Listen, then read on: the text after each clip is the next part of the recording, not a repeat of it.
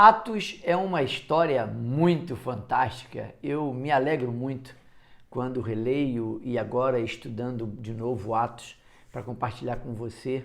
Eu tenho muita alegria de estar aqui. Eu sou o pastor Wanderley Andrade, este é o canal Palavra de Esperança e ele existe para abençoar sua vida. Hoje, Atos 11, o Evangelho é supracultural.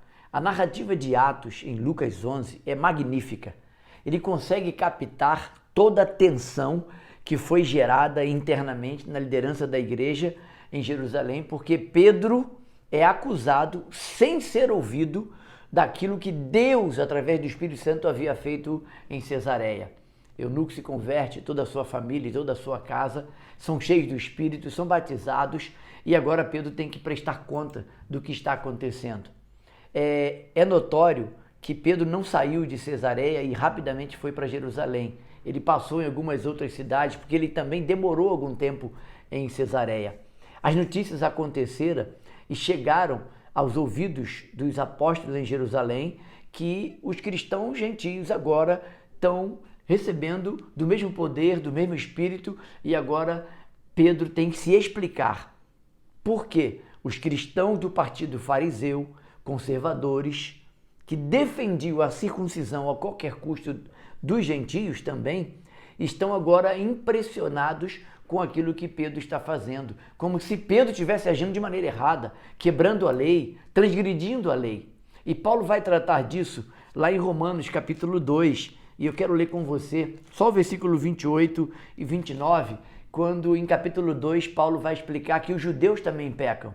E aí, olha o que Paulo vai falar sobre a circuncisão em Romanos 2, 28 e 29. Porque não é judeu quem o é apenas exteriormente, nem é circuncisão a que é somente na carne. Porém, judeu é aquele que o é interiormente, e circuncisão a que é do coração, no espírito, não segundo a letra, e cujo louvor não procede dos homens, mas de Deus. Paulo está tratando aqui da questão da circuncisão, do perigo de ficarmos presos à lei, ao legalismo e não nos tornarmos livres para a graça de Deus, para o Evangelho. Esses irmãos, sem ouvir Pedro, querem já condená-lo. Isso é muito perigoso. Você não pode ter julgamento precipitado de qualquer pessoa, a menos que você tenha ouvido ela e ouvido a outra parte.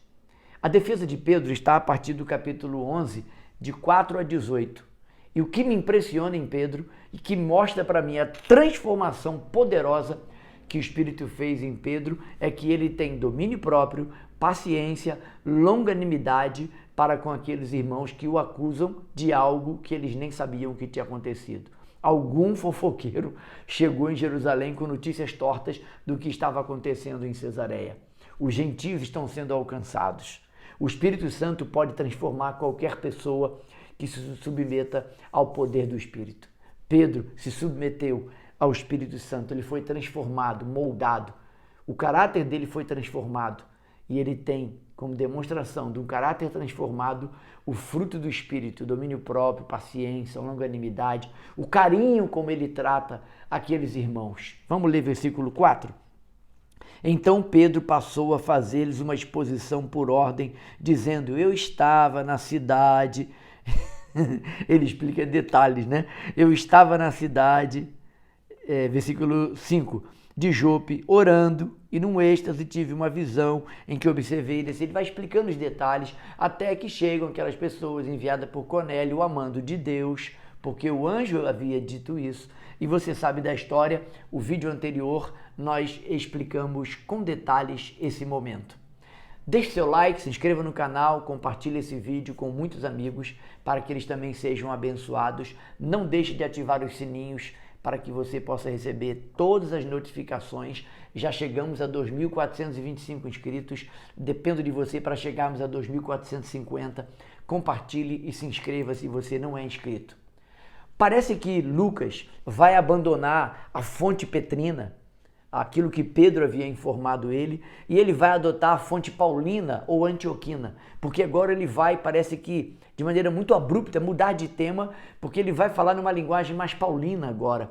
E aí no versículo 19 a 26, vai nos mostrar a verdadeira missão ao mundo gentílico que começa lá na igreja de Antioquia. E nós podemos ver isso a partir do versículo 19 do capítulo 11. Então os que foram dispersos por causa da tribulação que sobreveio a Estevão, se espalharam até a Fenícia, Chipre, Antioquia, não anunciando a ninguém a palavra senão somente aos judeus. Alguns deles, porém, que eram de Chipre, de Cirene, que foram até Antioquia, falavam também aos gregos, anunciando o evangelho do Senhor Jesus. Os gregos aqui pode ser traduzido como gentios, para deixar claro, alguns estavam anunciando o evangelho só aos judeus, mas a igreja cresceu, o evangelho espalhou de maneira tão rápida que os gentios começaram a ouvir a palavra e aí o evangelho chega a Antioquia, que se tornou uma igreja importantíssima no contexto de alcançar os gentios. E aí, versículo 21, nós lemos: a mão do Senhor estava com eles e muitos, crendo, se converteram ao Senhor. E dessas cidades, Antioquia se tornou uma cidade estratégica para que dali pudessem espalhar o evangelho às outras cidades. E aí o tom parece que vai mudar. Lucas vai enfatizar em Antioquia e no versículo 22 a 26 nós vemos Barnabé se tornando uma pessoa-chave para esse momento, porque ele vai buscar Saulo em Tarso e traz para a igreja de Antioquia, e nós vamos ver isso na história no capítulo 12 e 13, mais à frente. O ministério da igreja de Antioquia foi poderoso e muito estratégico para alcançar os gentios. O evangelho se torna supracultural de verdade a partir de agora. Por isso o ministério de Pedro vai ficar terminado e daqui para frente nós vamos ver o ministério de Paulo e Barnabé, depois Barnabé e Paulo, depois Paulo e Barnabé. Paulo vai tomar a liderança logo em seguida que Barnabé o busca. Mas vamos ler 11:22. A notícia a respeito dele chegou aos ouvidos da igreja que estava em Jerusalém e enviaram Barnabé até Antioquia. Tendo ele chegado e vendo a graça de Deus, alegrou-se e exortava a todos com firmeza de coração permanecesse no Senhor. E aí eu quero ler com você versículo 24 e 25. Porque era homem, Barnabé, era homem bom, cheio do Espírito Santo e de fé, e muita gente se uniu ao Senhor em Antioquia. E partiu Barnabé para Tarso à procura de Saulo. Saulo vai agora receber um apoio fundamental de uma pessoa cheia do Espírito, experiente, muito responsável e de grande amor e zelo. Esse irmão Barnabé é o chamado o irmão da consolação. Ele vai à procura de Saulo e o traz. E aí nós vamos ver algo impressionante, porque pela primeira vez os discípulos serão chamados de cristãos. 11:26. Tendo-o encontrado, levou para Antioquia e por todo um ano se reuniram naquela igreja, ensinaram numerosa multidão e em Antioquia foram os discípulos chamados pela primeira vez cristãos, pequenos cristos. O capítulo 11 vai encerrar com um interlúdio. Vai chegar um momento em que agora no capítulo 11 nós vamos ver que chega Ágabo, profeta, com mais outros profetas que foram enviados pela igreja de Jerusalém, talvez para supervisionar o que estava acontecendo em Antioquia. Porque talvez mais ênfase, talvez com muito mais impacto, o que aconteceu em Cesareia agora está acontecendo em Antioquia.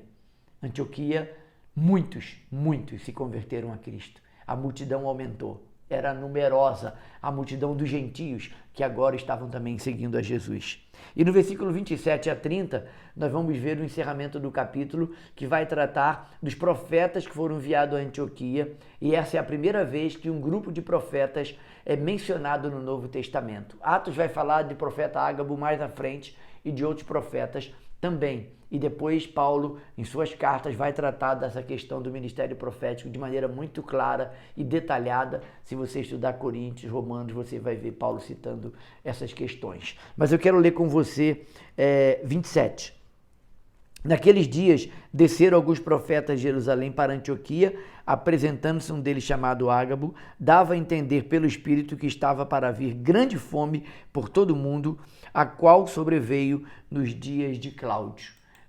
Há uma situação bem complicada agora e nós vamos ver que não é a primeira vez que a fome assola Jerusalém e Judeia.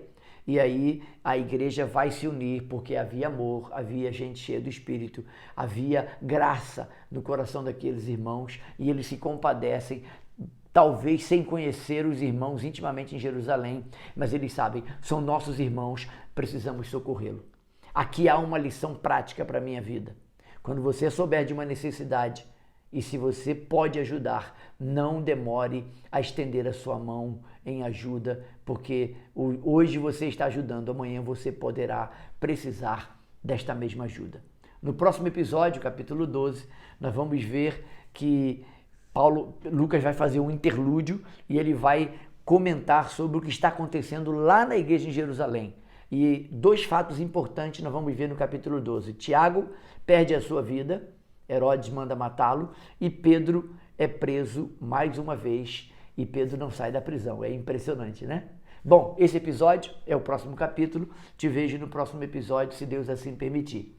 Eu sou o pastor Vanderlei Andrade, este é o canal Palavras de Esperança, e ele existe para abençoar a sua vida. Se inscreva no canal, deixe seu like, faça um comentário, é muito importante que você faça um comentário nesse vídeo, porque o YouTube entende que esse vídeo se torna relevante e vai distribuir para muito mais pessoas. Conto com a sua ajuda, vamos chegar aos 2.500 inscritos. Um forte abraço, Deus te abençoe, tenha sempre esperança.